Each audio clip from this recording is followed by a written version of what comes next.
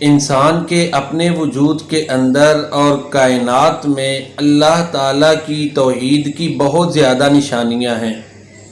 انسان تھوڑا سا غور کرے تو نقطہ توحید اچھی طرح اس کی سمجھ میں آ سکتا ہے۔ قرآن کریم میں اللہ رب العزت فرماتا ہے وَفِي أَنفُسِكُمْ أَفَلَا تُبْصِرُونَ، اور تمہاری اپنی جانوں میں اللہ کی قدرت کی نشانیاں ہیں، کیا پس تم دیکھتے نہیں؟ انسان اگر اپنی ذات پر، اپنے جسم پر غور کرے تو اللہ تعالیٰ کی قدرت اور اس کی طاقت واضح سمجھ آ جاتی ہے۔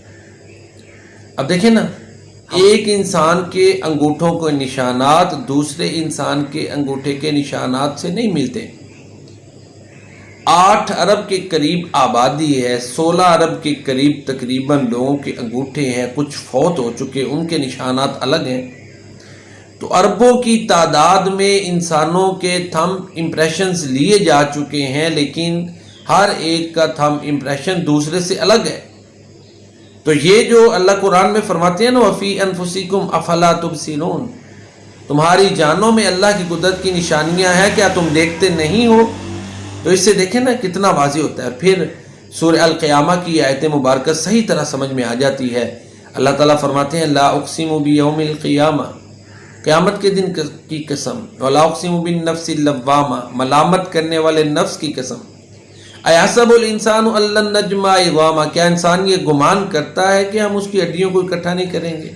بلا قادرین علی ان نسوی بنانا، ہاں ہم تو اس بات پر بھی قدرت رکھتے ہیں، ہم تو اس بات پر بھی قدرت رکھتے ہیں کہ اس کے پوروں کو درست طور پر ترتیب دے دیں۔ تو پورے یہی ہیں نا، یہ جو انگوٹھوں کے جو نشانات جہاں سے بنتے ہیں تھم امپریشنز، ان کو پورے کہہ رہے ہیں نا۔ تو یہ دیکھیں نا، یہاں بھی اللہ نے اس قدرت کا خاص طور پر ذکر کیا ہے۔ تو یہی وجہ اقبال نے کہا نا، پھر بیان میں نقطہ توحید آ تو سکتا ہے، تیرے دماغ میں بت خانہ ہو تو کیا کہیے، وہ رمز شوق کے پوشیدہ لا الہ میں ہے، طریقے شیخ فقیہانہ ہو تو کیا کہیے، وہ سرور جو حق و باطل کی کارزار میں ہے، تو حرب و ضرب سے بیگانہ ہو تو کیا کہیے، جہاں میں بندہ حر کے مشاہدات ہیں کیا کیا، نگاہ تیری غلامانہ ہو تو کیا کہیے۔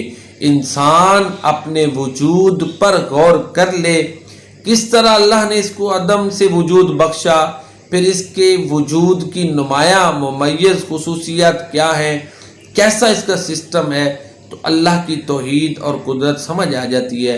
پھر اللہ کی بندگی کی طرف انسان کا جو ہے نا وہ رجحان ہوتا ہے کہ جس اللہ میں یہ قدرت ہے، جس نے یہ انعامات دیے ہیں، وہی اللہ اس بات کا حق رکھتا ہے کہ اس کی حمد بیان کی جائے، اس کی تعریف بیان کی جائے، اس کی بندگی کی جائے۔